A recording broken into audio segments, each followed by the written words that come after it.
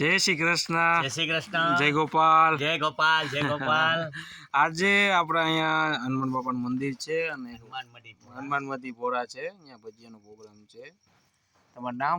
પિયુષભાઈ છે. તિલારા. મનોજભાઈ કિલારા છે. હર્ષુદભાઈ રાઠોર. તમે સર? પીત દદાતરા. સિદ્ધાર્થ કપૂપરા. તમે ભાઈ? હિરેન સુદાણી. અને મારો અવાજ પહોંચી રહ્યો, તમે ઓળખી ગયા હશો, કેવિન ગુંદિયા.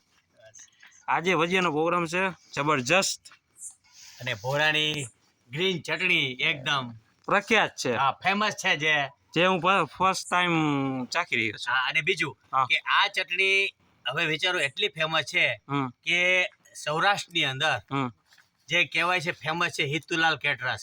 યસ, જે ભોળાનું બહુ નામચીન છે. હા, હિતુલાલ કેટરસ વાળા પણ આ ચટણી હવે પોતાના કેટરસ ની અંદર ભજીયાની સાથે આપે છે. જે ગ્રીન અને જે રેડ કલરની ચટણી બનાવતા એની જગ્યાએ હવે ગ્રીન ચટણી મૂકે છે. હવે બધા જ જેટલા જમવામાં આવ્યા હોય છે ડિનરમાં રાતના, એ બધા જ આનો જ ઉપયોગ કરે છે.